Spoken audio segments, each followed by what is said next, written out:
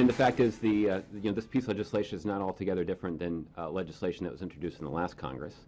And you'll recall that we put out a statement of administration position indicating that the President would have vetoed had that bill passed the previous Congress. And I can confirm for you that if this bill passes this Congress, the President wouldn't sign it either. Gee, I'm shocked. The only question is, ladies and gentlemen, when Obama vetoes the slew of bills that he will veto, will he use the same infamous executive order pen that he's been talking about? You know, I have a pen. Or will he have another pen? One for the veto, one for the order. Who knows? Welcome back to the Malzberg panel.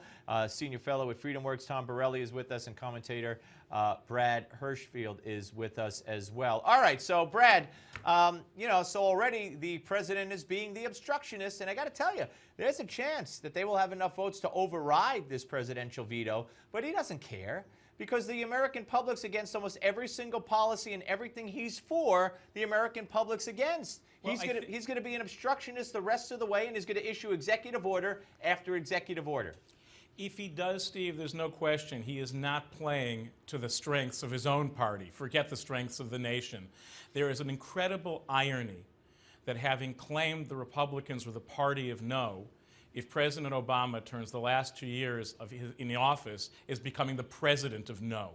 And I think really the issue is here, if he's getting advised by the hardest-edged people who surround himself with, then he's getting very, very bad advice, especially on Keystone, where there really is room to navigate.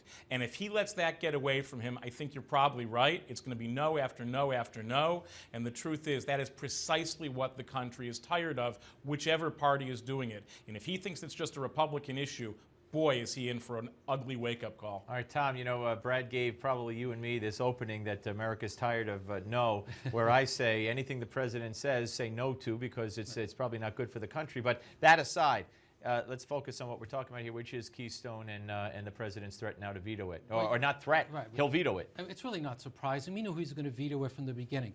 His climate change agenda is going to dictate the last 2 years of his administration. But in the end, I think this is really good because he's going to be exposed as the radical that he really is. Now he's going to be alienating blue-collar workers, union workers, who I believe are going to be testifying tomorrow in the Senate of why they want jobs. So now we have the obstructionist in chief really throwing his union, labor union members under the bus. And let's not forget, high energy prices harm those who can least afford to pay. So I'm excited for this agenda because this is a great way for conservatives to get middle-class voters and even unions and blacks. And Tom, I want to go back to the Boehner's thing a little bit.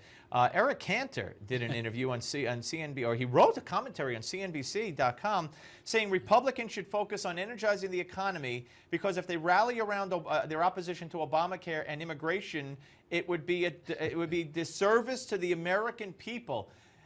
Makes me say, thank God he's out of there. Then you wonder why he got knocked out in the primary. What is he talking about? Look, he's a water boy for the U.S. Chamber of Commerce. This is what he was when in Congress, and this is what he's going to be doing outside lobbying Congress. He's about big government and giving special favors to special big business interests, whatever they may be. Brad? I think the personal attacks on Eric, who actually know, are not helpful, and we're not going to agree about some things and agree about others. The important part about what he wrote was... Well, I don't see a personal attack, by the way. And here we agree. No, but here's the important thing, Steve. Yeah. He diagnosed a central problem in American politics and in American life, and that problem is short-termism.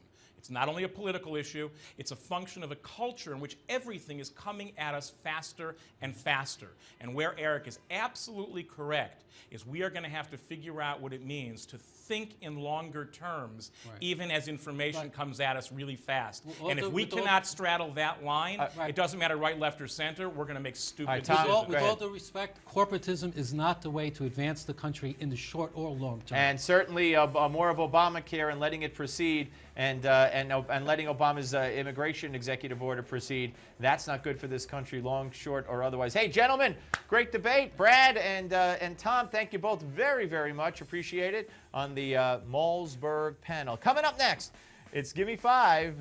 Don't go away.